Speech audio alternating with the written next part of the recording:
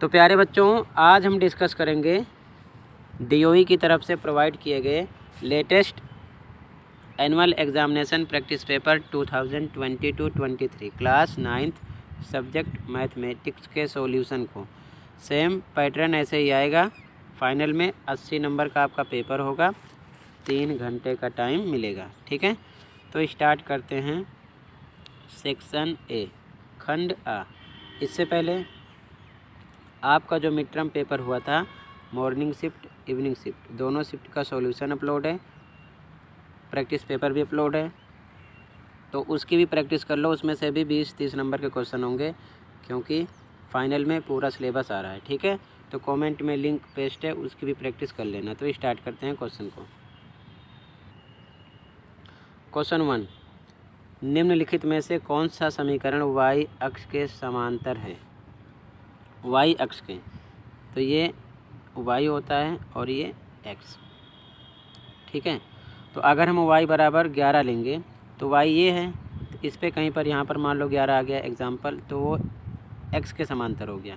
लेकिन पूछ रहा है y के, तो x की वैल्यू होनी चाहिए उस पर। ठीक है, तो x की वैल्यू 7 है। अगर हम x की वैल्यू 7 लेंगे तो ध्यान से देखो, ये x मान लो 1 2 3 4 5 6 7 यानी 7 यहाँ कहीं आएगा, तो ये इसके समांतर होगा, जो कि ये क्या है, y है। तो ये y के समांतर हो जाएगा। ठीक है, ये ऐसे समांतर निकलेगा y के। ठीक है, अगर ये 7 यहाँ पर होगा तो। ठीक, तो कौन सा ऑप्शन राइट है? ए, x बराबर 7। अगला क्वेश्चन नंबर 2, बहुपद एक्स स्क्वायर माइनस 9 में x का गुणांक, x स्क्वायर माइनस 9 में x का गुणांक, x तो है ही नहीं, x स्क्वायर है। अगर x स्क्वायर का पूछते तो एक हाइट है, एक लिख देते, लेकिन x पूछ रहे हैं तो x तो है ही नहीं। जब x नहीं है तो हम क्या मान लेते हैं? 0। तो कौन सा ऑप्शन राइट हो गया? ए, 0 आएगा। ठीक है, अगला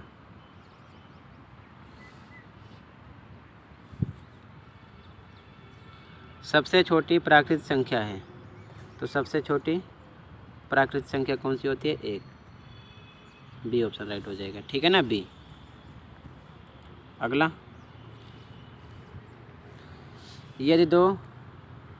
यदि बराबरों को बराबरों से जोड़ा जाए तो पूर्ण भी बराबर होता है। ये कथन यूक्लिड के अनुसार है, तो क्या कहलाएगा? अभिगृहित। ठीक है, ध्यान रखना। ठीक है ना, डी ऑप्शन राइट हो जाएगा। अगला क्वेश्चन नंबर 5, दी गई आकृति में x का मान, देखो x का मान ऐसे है ना, ये तो ध्यान से देखो इधर,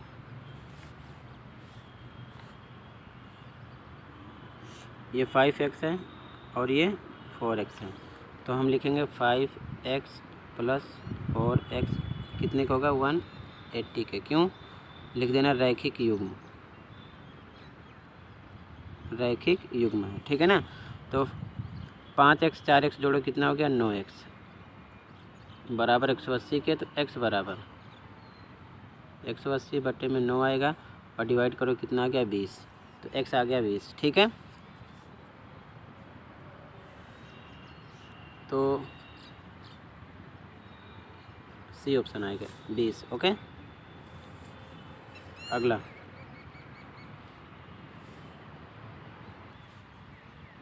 क्वेश्चन 6, वह बिंदु जिसकी कोटि 4 है और जो y अक्ष पर है, तो मतलब x और y होता है और कोटि कितना है? 4 है। तो कह रहा है y अक्ष पर है, तो y 4 आ गया, तो x को हम क्या मान लेंगे? 0। तो कौन सा ऑप्शन है? बी ऑप्शन हो जाएगा। ठीक है, बस बात को समझा करो क्या कह रहा है। ठीक है, एक्स वाई होता है तो y पर स्थित है, ये कोटि होता है, भुज और कोटि। तो क्या है ये? y पर हमने 4 रख दिया, तो भुज क्या बच रहा है? 0। तो 0 4, बी ऑप्शन राइट हो गया। ठीक है, अगला 7वां क्वेश्चन, बहुपद x प्लस 4 का शून्यक है। तो शून्यक का मतलब x प्लस 4 बराबर किसके रखेंगे? 0 के। तो x बराबर प्लस 4 इधर आएगा 0 की तरफ, तो -4। देख लो कहाँ पर ऑप्शन है, ये ऑप्शन राइट हो गया। ठीक है, अगला 8वां क्वेश्चन, यदि s माइनस ए बराबर 8, s minus B 12, s minus C 14 है तो त्रिभुज का अर्ध परिमाप यानी s निकालना है। ठीक है, तो इसका सॉल्यूशन देखो, ध्यान से देखो आंसर नंबर 8। अर्ध परिमाप s फॉर्मूला होता है a प्लस बी प्लस सी बटे में 2। तो अगर हम इधर बटे 1 लगा लें तो देखो s का 2 से गुणा हो जाएगा, 2s हो गया और बराबर आ गया a प्लस बी प्लस सी, यानी 2s बराबर है a प्लस बी प्लस सी के। ये चीज़ दिमाग में रखना अपने। और क्वेश्चन में क्या दिया है, s minus A, s minus B, s minus C बराबर, तो बराबर की वैल्यू इस साइड रख दिया। s माइनस ए 8 था, s minus B 12, s minus C 14, इधर रख के जोड़ लिया। इधर देखो ब्रेकर हटाओ, s minus A, s minus B, s minus C बराबर, ये टोटल करो 34 आ गया। अब देखो ध्यान से, s प्लस में है 3s हो गया, माइनस, अब देखो a, ध्यान से देखना, a बी सी यहाँ पर लिखा गया, लेकिन ये माइनस के साथ है ना, माइनस ए माइनस बी माइनस सी। अगर हम इसमें से माइनस कॉमन करेंगे तो ये सब प्लस के हो जाएंगे। तो यहाँ पर मैंने माइनस कॉमन कर लिया, तो ये भी प्लस का हो गया, ये भी प्लस का, ये भी प्लस का हो गया। इधर देखो ध्यान से, ठीक है ना, बराबर 34 लिख दिया गया। अब a प्लस बी प्लस सी बराबर कितने का है, यहाँ देखो ध्यान से, ये बराबर है 2s के, तो 3s था, इसकी जगह हम 2s रख सकते हैं। ठीक है, बराबर 34 के, तो 3s में से 2s घटा दो तो कितना आ गया, 1s। ये s है नहीं, 8 समझो या 5 समझो, इसलिए मैं पढ़कर बता रहा हूँ। ठीक है, 3s है ये और माइनस ये 2s है, तो बराबर आएगा s और कितना आ गया 34। तो ये आपका आंसर हो गया अर्ध परिमाप का, बी ऑप्शन राइट हो जाएगा 34। ठीक है, 8वां आंसर है। क्लियर है, आगे देखो अगला क्वेश्चन नंबर 9, तो इसमें कौन सा ऑप्शन राइट होगा, बी। ठीक है, 34। क्वेश्चन नंबर 8 में 34 राइट होगा option number B. Question number 9, triangle P Q R में पी क्यू इक्वल है पी आर के और एंगल पी क्यू आर 30 दिया है, तो एंगल पी आर क्यू की माप। सॉल्यूशन देखो पहले इसका, आंसर नंबर 9 ट्रायंगल है। अब इसमें दे रखा है पी क्यू, ये हो गया पी क्यू आर, ध्यान रखना। ठीक है, अब इसमें क्या दे रखा है, पी क्यू क्वेश्चन में दिया, देखो ध्यान से, पी क्यू ये वाला बराबर है पी आर के, इसके बराबर है। तो एंगल पी क्यू आर दिया है, पी क्यू आर ये वाला दिया है, तो ये 30 दे रखा है, तो ये बराबर भुजा के सम्मुख कोण हो गए ना, तो पी क्यू आर बराबर होगा इसके पी आर क्यू के। ठीक है, एंगल पी आर क्यू बराबर होगा पी क्यू आर के, पी क्यू आर के, ध्यान रखना। ठीक है, यहाँ पर देखो ये वाला एंगल इस एंगल के बराबर होगा, ये बराबर भुजाएं हैं, तो साइड में लिख लो बराबर भुजा के सम्मुख कोण है, तो इसीलिए ये भी 30 आ जाएगा पी आर क्यू। क्लियर है, रीजन दे देना। अगला देखो, तो इसमें भी बी ऑप्शन राइट होगा 30। ठीक है, अगला क्वेश्चन नंबर 10, यदि पी -1 1 क्यू 3 -4 आर 1 -1 एस -2 -3 और टी -4 4 को ग्राफ पेपर पर निरूपित किया जाता है तो चौथे चतुर्थांश में बिंदु हैं। अब ध्यान से देखो, सबसे पहले ये 4 चतुर्थांश होते हैं। ठीक है, ये पहला है, इनमें दोनों प्लस का होता है। ठीक है, ये दूसरा है, इसमें माइनस प्लस होता है। ये तीसरा है, इसमें माइनस माइनस होता है। ये चौथा है, इसमें प्लस माइनस होता है। अब ध्यान से देखो यहाँ पर, तो एक मिनट, तो यहाँ पर ध्यान से देखो, यहाँ पर लिखा है चौथे चतुर्थांश में, तो प्लस माइनस का होता है, प्लस माइनस का होता है चौथा चतुर्थांश। ध्यान से देखना, पहला प्लस होगा, दूसरा वाला माइनस होगा। तो प्लस माइनस में देखो, एक तो ये है, आगे वाला प्लस का है, और दूसरा ये है, आगे वाला प्लस का, मतलब 3 -4 है, तो पहला वाला प्लस है 3, दूसरा वाला 4 माइनस का 1, ये हो गया, इसका नाम है क्यू। और 1 -1 है, इसका नाम है आर। तो पहला प्लस का इसमें और दूसरा माइनस का है, यही दो मिल रहे हैं। कौन कौन से, क्यू आर। ठीक है, समझ रहे हो क्या कह रहा हूँ मैं, क्यू और आर। तो ऑप्शन देख लो कौन सा है, बी ऑप्शन है, क्यू और आर राइट होगा, जो चौथे चतुर्थांश में होंगे। ठीक है, अगला, आकृति में ए बी और सी डी केंद्र ओ वाले एक वृत्त को दो बराबर वाले वृत्त की दो बराबर जीवाएँ हैं। ओ पी और ओ क्यू क्रमशः जीवाओं ए बी और सी डी पर लंब है। यदि पी ओ क्यू 140 है तो angle A P Q plus Q C C Q P बराबर होगा किसके होगा। ध्यान से देखो, इसमें यहाँ देखना ध्यान से, angle A P Q plus angle C Q P पूछ रहा है। इस ट्रायंगल में देखो ध्यान से। ठीक है, इस ट्रायंगल में एक मिनट को मैं लिख के समझा देता हूँ, इसमें लिख नहीं पा रहा हूँ। ठीक है, देखो ध्यान से, तो ध्यान से देखो आंसर। इस त्रिभुज में देखो, पी क्यू ओ में angle P plus angle Q plus angle O बराबर कितने का होगा, ये 180 के। क्यू की वैल्यू कितनी है, 140, ये सेंटर पर है ना, 140 दिया है।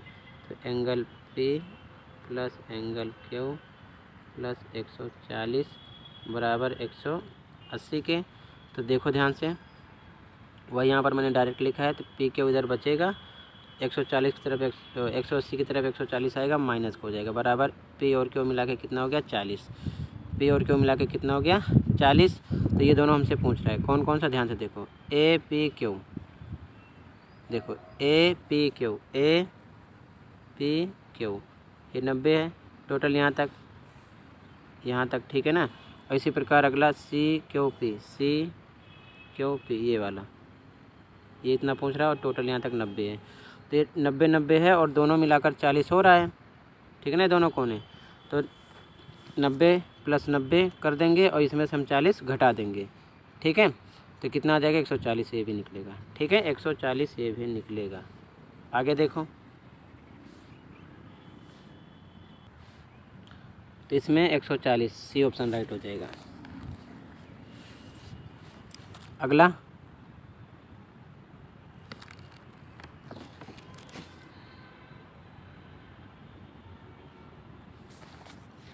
√6 √8 का मान, तो √6 √8, 6 का एलसीएम 3 2, एक ही रूट में कर लो, इसको भी रूट है। 8 का एलसीएम 2 2 2। देखो ध्यान से, 2 का जोड़ा बन गया 2 बार, तो 2 बाहर निकलेगा, अंदर क्या बच रहा है, 3। तो इसको सोल्व करो, 2 2 ज़ा 4 √3, यानी 4 √3 आएगा। कौन सा ऑप्शन है, बी। ठीक है,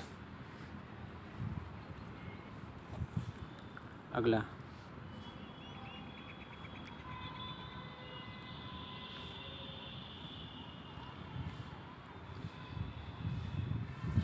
निम्नलिखित में से कौन सा बहुपद है, कौन सा बहुपद है। ये नहीं है, इसकी पावर माइनस में है, ये भी नहीं है। ठीक है, ये भी नहीं है, रूट में है, सी ऑप्शन राइट है। ठीक है, ऑप्शन नंबर सी, पावर पूर्ण संख्या होनी चाहिए। अगला,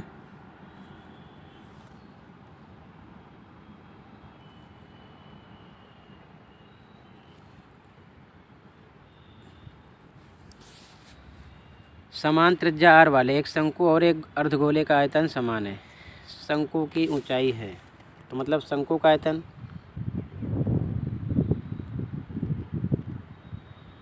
शंकु का आयतन बराबर करा गोले के आयतन के, अर्धगोले के आयतन के, अर्धगोले के आयतन के। ठीक है, ये क्वेश्चन में ऐसा कह रहा है। इसका फॉर्मूला होता है 1/3 पाई r²h। अर्धगोले का 2/3 पाई r³। ध्यान से देखो, नीचे 3 से 3 कट गया, नीचे 3 से 3 कट गया, पाई आर स्क्वायर से पाई आर स्क्वायर कटा, केवल एक आर बच रहा है, 2 बार था और इधर 1 बार बच रहा है, तो एच बराबर इधर बच रहा है, उधर 2 और आर बच रहा है, तो एच कितना आ गया 2 आर। ठीक है, एच यही आएगा।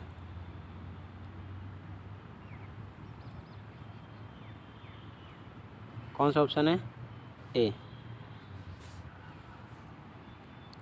अगला एक्स अक्ष को समीकरण 2x + 3y = 6 किस बिंदु पर काटती है?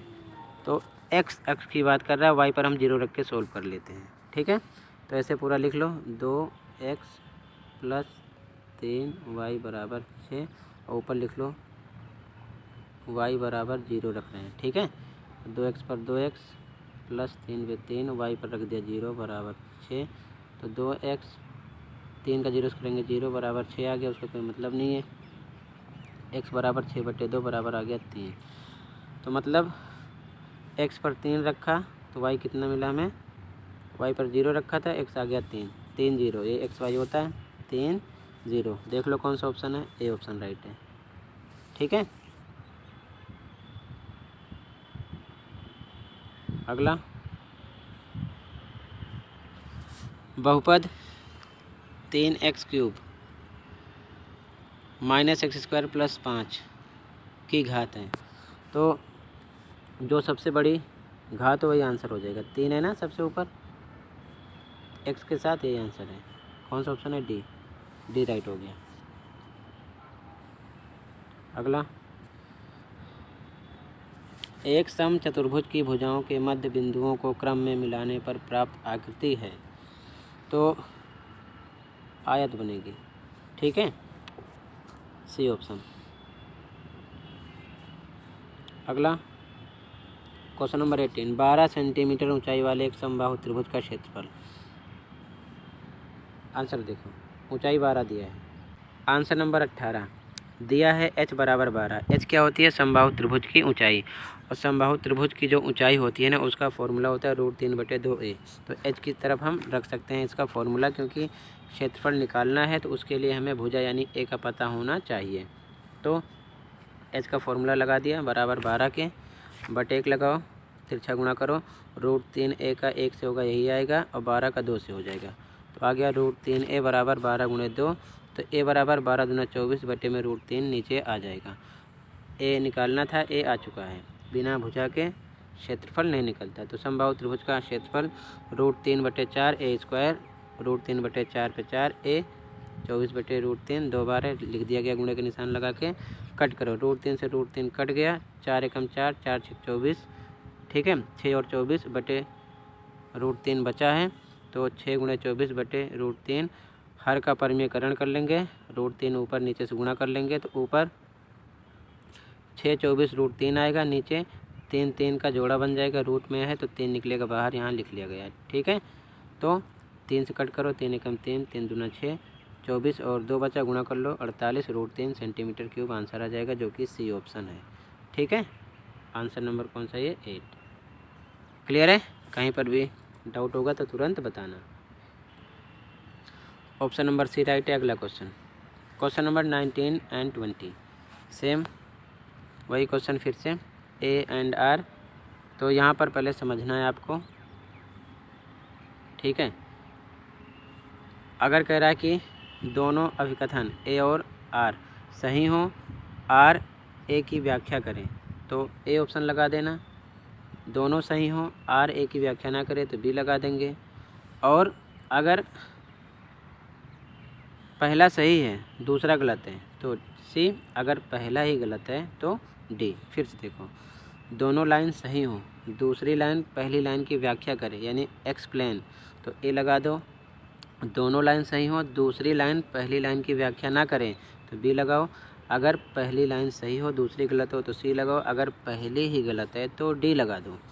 ठीक है, तो देखो क्वेश्चन नंबर 19, यदि ए बी बराबर पी क्यू और पी क्यू बराबर एक्स वाई है तो ए बी बराबर एक्स वाई होगा। बिल्कुल सही बात है, क्योंकि ये इसके बराबर है, इसके बराबर है, तो ये भी इसके बराबर होगा, एक दूसरे के बराबर निकलेंगे।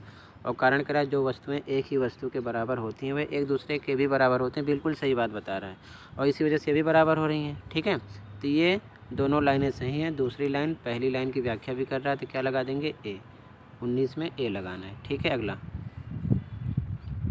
20 देखो, रूट 6 सेंटीमीटर त्रिज्या है, 10 सेंटीमीटर त्रिज्या ऊंचाई है। ठीक है, तो शंकु की ऊंचाई 12 सेंटीमीटर है। पहले चेक कर लें भाई, आर दिया है 6, त्रिज्या की ऊंचाई एल होती है, दिया है 10, और कह रहा है एच आ रहा है 12। ठीक है, तो पहले चेक तो कर लें, फॉर्मूला क्या होता है एच का, एल का स्क्वायर माइनस आर का स्क्वायर, एल पर 10 का स्क्वायर माइनस आर 6 का स्क्वायर। 10 का स्क्वायर 10 गुणे 10 100 आ जाएगा। 6 का स्क्वायर 6 गुणे 6 36, घटा दो कितना आएगा, रूट में 64। भाई किसका वर्गमूल है, 8 का, 8 आएगा, 8 गुणे 8 अट्ठे 64। तो भाई स्टेटमेंट गलत है, एच तो इतना आ ही नहीं रहा है। ठीक है ना, तो ये गलत हो गया। ठीक है बच्चों, तो जब पहला ही गलत है तो डी लगा दो, दूसरा चेक करने का मतलब ही नहीं है, पहला ही से गलत है। ठीक है, तो दूसरा मत देखो, क्या आ गया, इसमें डी लगेगा। तो टोटल आज सेक्शन ए मैंने कंप्लीट किया, सेक्शन बी अगली वीडियो में प्रोवाइड करूँगा। जब तक साइंस का भी अपलोड है देख लो, प्रैक्टिस करो, 1 बाय 1 करके ऑल सब्जेक्ट मिल जाएंगे। चैनल को सब्सक्राइब कर लो। Thank you for watching this video and take care.